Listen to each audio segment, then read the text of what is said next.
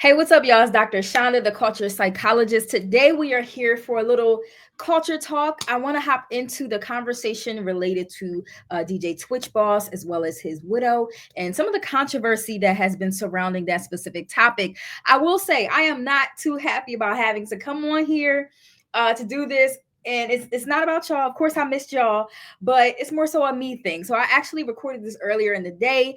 I went back to just add a few edits, and the audio wasn't audioing like I needed it to audio. So I'm just like, yeah, nah, I can't put this out. I'm just going to re-record and put that out there so that we can also distribute on our audio airways. So make sure that you guys are listening, you're tuned in. You can catch this specific content on my YouTube channel as well as on my podcast, which is streamed through the Revolt Podcast Network. Y'all can download it on Apple Podcasts, Spotify, and wherever else you can listen to audio. Listen, y'all. Again, the streets have been in a tizzy. The streets have been in a little frenzy, and it's because of all the things that we've seen related to DJ Twitch that was revealed by way of his widow, Miss Allison Holker. And so we're going to hop into that. But before we do that, I just want to say I missed y'all. Your girl has been on a little break, took some time off in December, the whole month of December, but God. Listen, it's a blessing to be able to say, like, I was able to take the entire month off. I don't take that lightly. I really do attribute that to hard work and God's favor. Like that literally is just amazing. And it's something I've always wanted to do. Like I always heard about like entrepreneurs taking a month off or here and there. I'm like, okay, how do you actually plan for that? How do you do it? And I was able to do it.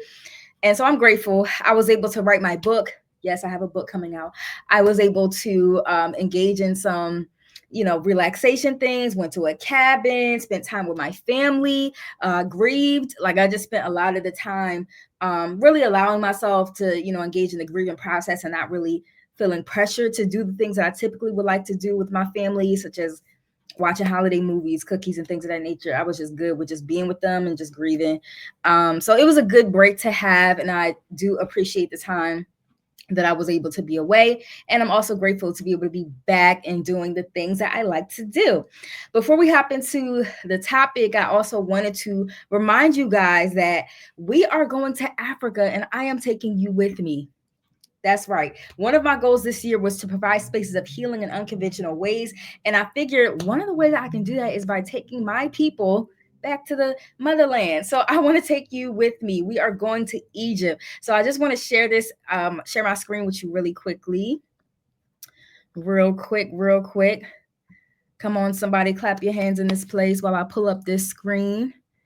Me and my sister were saying we mastered the art of like stalling while doing presentations because of church. Like when you're like presiding in church, like, and you got somebody, it's an awkward moment between a scripture and a prayer or something. You just got to fill in it. Come on, somebody lift your hands and tell the Lord how much you love him. Like, it's just the art to it. And we noticed that we kind of do that in our professional presentations as well. So it was interesting. We both made that revelation. But anyway, this is the trip that I am doing with my business bestie, Dr. Afia. We are two Black women psychologists. Y'all, Black psychologists it's only about 2 to 4% of psychologists in America that are Black. Of course, that number is expanding. And I like to think that is because, some of the front-facing psychologists like myself and some of my colleagues, we're talking about this and more people are becoming interested in it. So not to toot my own horn, but toot. I think that we are inspiring more people to go in the field. But we're going to Africa. We are going to Egypt. We're going to 3 cities, y'all. One of them, our first destination is Cairo. And then we're going to a few other cities. The cost of the trip, it is a 9-day trip. The first 8 bookings are $34.99. That's it, y'all. So 9 days in Egypt for $34.99. I think that is a ridiculous price because that includes 13 activities. So we're going to the pyramids of Giza. We're going to the Sphinx visits. We're doing an overnight sailing adventure, the Valley of Kings tour. It's the Karnak Temple tour. We're doing a Nubian dinner where we'll be hosted by a local family and educated on Egyptian culture. We're also going to be doing a little photo shoot because is it really a Dr. Afia and Dr. Shonda event if we don't do a little content? So we're doing that as well. So make sure you bring your best all white, beloved. We are also doing workshops. So we have a few scholars who are coming with us, people who are knowledgeable in Egyptian culture and ancient Egyptian traditions who will be having culture conversations with us. We're also going to be having conversations related to the Egyptian principles of Mayat. If y'all know Dr. Afia, if you know her practice, her private practice is literally called Mayat Psychological Services, and that is because she incorporates the principles of Mayat into mental health, and that's what she encourages her clients to do. So we thought it would be really cool to take y'all with us. And yeah, it's going to be a time. Y'all going to be in a 4-star hotel. Meals will be included. I believe it's 8 breakfasts, 2 lunches, and 5 dinners that will be included. Keep in mind on the days where like the lunches and dinners that aren't included, they're likely days where we'll be doing activities and we'll be out, whether again like felucca sailing or camel riding or what have you, and we'll be getting meals out there. Your local travel will be covered. So that means that when you go to, for instance, we'll be going to another city, and we're actually going to be taking a plane. So that flight is already covered. So you would just have to book, and you don't have to worry about any local travel. The only thing you have to do is book your flight to Egypt. And I can tell you right now, flights to Egypt, if you book, I was looking at them, they were about $600 to $800. So not expensive at all. And yeah, there are also payment plans available. You can book with a firm that allows you to book for $200 a month. And so yes, I want my people to come with me to Egypt. We're gonna have a time in Egypt, y'all. So I can't wait for y'all to come. All right, so let's hop into today's discussion. I'm just going to pull up my notes because, like I said, I literally recorded this earlier today, but we're going to go through and act like we didn't. Like, this is y'all first time hearing it, so we're going to get into it. All right, so if you guys are familiar, or if you aren't familiar with Steven, DJ Twitch Boss, he is someone who was well known, especially in the social media streets, because he did create those happy viral TikTok dance videos. He was a DJ on the Ellen DeGeneres show, well known in the entertainment industry, and also well known for just being a family oriented man. Like he did those dance challenges with his wife as well as with his entire family. He met his wife actually on the show Dancing with the Stars. And so as you know, like if you're in the social media streets, like he's definitely someone who was loved by everyone. And that is why it literally shook everybody when we found out that he transitioned, that he passed away as a result of SI. And I'm going to say SI for the sake of YouTube, but because of SI. And so people were confused, people were upset, people didn't have answers. And so, a lot of people were trying to figure out, like, okay, was he depressed? What was going on? Like, was there a deeper a hidden issue that we just weren't aware of? Fast forward 2 years later. So that happened in 2022. 2 years later, it is 2025, so almost 2 years, a little bit more than 2 years. It is 2025, and his wife is Allison Holker. She actually is going to be releasing a book related to like her relationship, related to her findings after his passing, and just kind of like going through life with this intense amount of grief or what have you. During her People magazine interview, she was talking about the book, and then she went into revealing some really deep things that social media again just did not appreciate. Let me get her exact verbiage. So she said that there were while she was preparing Twitch for the funeral, she was in his closet and found shoeboxes of substances, indicating that he was abusing substances, some of which were pills, some of which was, stuff that she had no clue what it was. So she had to Google it with her friend, as well as like some journals that indicated that he had some really dark things that happened in his past, including SA, or I'm gonna just leave it at SA for the sake of the YouTube video again. And so, that was written out in his journal. And so her decision to disclose these details has sparked debate on social media. Some people are, praising her, saying how brave she is and how she could be like helping other people and normalizing these conversations, while others argue that it's exploitive and it risks tarnishing his legacy. All right. So in addition to that, I wanted to kind of, again, give my take as a psychologist and my thoughts on the overall situation. So I've been seeing the back and forth. I've been seeing the girls tussling in the comment section. As a clinical psychologist, I'm always going to lead y'all back to what is in the best interest of like the client, like the individual who's experiencing what we're talking about, which is depression, SI, trauma, all these things, right?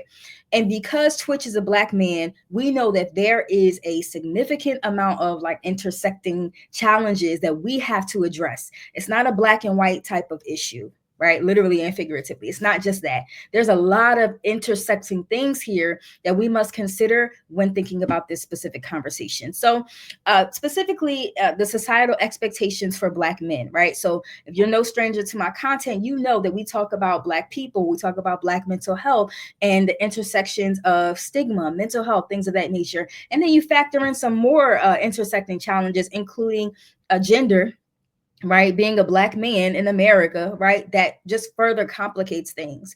And so as a result, we know that Black men, especially when they're in this country, you are expected to keep things internalized, to keep things together, right? To man up, right? As a result, many Black men are walking around this world, this earth, really just internalizing their depressive states, their past trauma, emotional turmoil, and externally lifting other people up. I'm going to create these dance videos. I'm going to create joy on the internet. I'm going to always be dancing and, putting a smile on other people's faces, which is complete, it contradicts how he actually felt on the inside.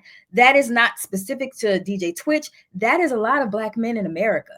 Right. And it goes back again to that intersectionality, conditioned to not be able to express yourself, conditioned to not allow yourself to feel without judgment, conditioned to feel as though other people may not see you the same way if you do come out and say, y'all, I'm depressed. Y'all, I went through X, Y, and Z in my past. Right. So that's really important for us to consider in this specific situation. In addition to that, so the main question here is, should she have went as in depth as she did, right? Should she be the one telling his story? Should she be the one expressing to people like, yeah, I found shoe boxes of X, Y, and Z, and he wrote journal excerpts related to, trauma and past SA, things of that nature? Here is my philosophy, right? We get into dangerous territory when we are allowing other people to tell our story. And in Twitch's case, he's not necessarily allowing anybody. It's more so something she's taking in her own hands. We go into dangerous territory when other people start telling our story, right? There are things that DJ Twitch experiences as not just an individual who has been depressed or has experienced past trauma, but because of the intersectionality of the things that he's experiencing, being a Black man in America, his worldview, the things that he experienced is literally foreign to the worldview of his white wife. His wife is not a Black man. His wife experienced things in this world that DJ Twitch would have never experienced. DJ Twitch experienced things in this world that his wife would never experience and probably won't understand. And that's no knock to either of them. It's literally two different people from two different backgrounds with two different life experiences. Therefore, it becomes increasingly dangerous. Y'all hear me? It becomes increasingly dangerous when other people are telling his story, that with all the underlying intersecting challenges that he experienced as a result of being a Black man who was depressed, telling it from the lens of a white woman. It can dangerously oversimplify his experience, and therefore it is not something that I condone. I don't think that this is something that it would be helpful. I don't think it would be honoring him. I don't think that it protects the humanity of the other individuals involved, including his children, his living family, his mother, his siblings, it does not respect their humanity. Sharing the details of these types of things, again, is dangerous because because she is not a Black man, and because she's not Black, she does not understand the very complicated things that he experienced. Not only are we talking about stigma, not only are we talking about shame, not only are we talking about guilt and all the other things that comes with experiencing mental health and being Black and having mental health in America, but also think about the substance part, right? There was a long history of our people experiencing cultural mistrust in the medical system. Therefore, that results in a lot of our people self-medicating. Right. I don't think when I heard her just talk about, oh, I found shoe boxes of substances, I didn't hear her necessarily talk about, the cultural mistrust associated with actually going to get medicinal help from a doctor. Right. We haven't really talked about that. And I don't think she will talk about that because that is not her worldview. That is not her experience. Therefore, we cannot oversimplify his story. We cannot do that. We will be doing him a great disservice. In addition to that, I also want to highlight that Ms. Holker stated that she plans on including some of his journal excerpts into her new book that's coming out on February the 9th. I strongly advise against that. As a clinical psychologist, I do not think that it will be in his best interest, the family's interest to do those things, unless it was something where, he stated like in the last note that he left, like, I want my journal to be shared with the world. If that wasn't the case, leave it shut. Leave it alone. It's not yours, beloved. Leave it where it is. Because I teach my clients that, when I'm encouraging them to journal and to write out emotions and to write out, processes or what have you, I'm also educating them on it's a therapeutic modality. You're not just writing. It literally is a therapeutic intervention that assists people with processing emotion, processing trauma. And there's also biological impacts that helps people when they're journaling. It literally changes the neurological pathways entrenched in the brain when you are journaling. You're writing your narrative, right? We call it narrative therapy. And so it's such a powerful tool. So think about DJ Twitch having an intense therapy session that he's writing it out in, right? So like, using the journaling as a metaphor, right? So he's using this as a therapy session, just writing it out. And then that is shared with the world.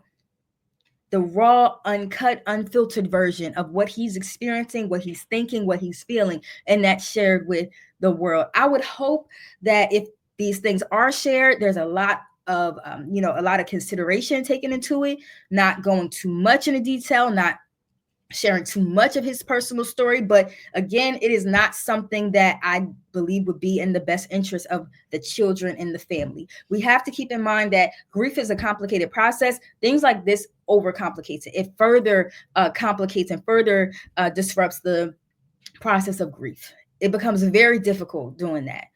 Right. And he's having these sessions, these writing sessions, writing his feelings or what have you. And we're exposing that to the world. We're uncovering that. He was in his most think about yourself being in your most vulnerable state, right? Just whether you're writing or just whatever you do that makes you feel vulnerable.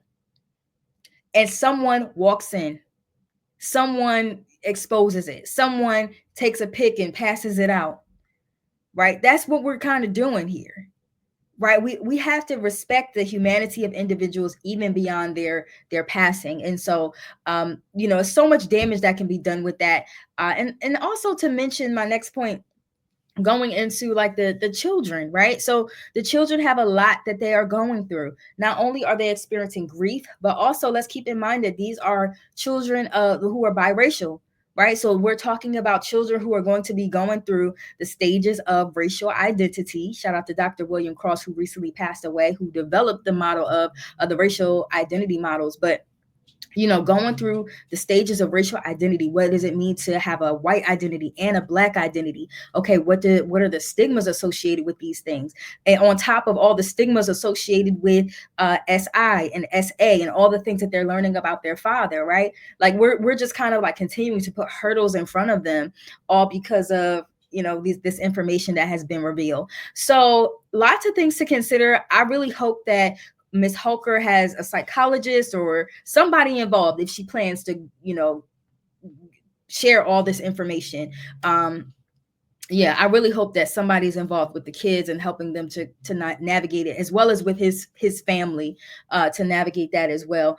And I also just want to mention that, you know, we have this concept in the Black community, and I listened to Kempire on YouTube. I love his content. He was saying that one of the things that's influencing this outrage that we're experiencing is because a lot of us in the Black community, we feel like, oh, what happens in this house stays in this house, and I agree with that. I do think that that is a part of some of the outrage in this. And so I want us to keep in mind, like, you know, we can foster spaces of healing, foster spaces where we can talk about mental health awareness and talk about, you know, things that go hidden for Black men. We can talk about that in a way that doesn't exploit, in a way that doesn't you know, again, exploit that pain that he experienced. I can talk about my personal experience with, you know, being married to an individual who was, you know, going through these things or what have you, without fully exposing everything that individual was going through. Right, that is what we call intentional storytelling. You know, I am telling my part of the story without exploiting the vulnerabilities of other people. Right, and I think that there's a more tasteful way of doing this, and if book sales is the reason, I hope it's not. I really do hope that it isn't. But if book sales is the reason, there's better ways to get book sales, beloved. Better ways, more tasteful ways. So you know, I just hope that, you know, and this is no knock to her. Her publicist might be telling her to do this. Like, she might have people in her head saying, you know, people want to hear this X, Y, and Z. Again, she is a white woman who's not considering, and not that, like, she hasn't had those experiences. We're not blaming her. She wasn't in an environment where she had to think about these intersectionalities, right? And so I'm just encouraging her to do so, to actually to do that. So that's my take. I would love to hear y'all's take in the comment section. Again, this is take 2. I hope I didn't miss anything that I put in the first video. So let me know what y'all think, and we'll talk soon. Bye.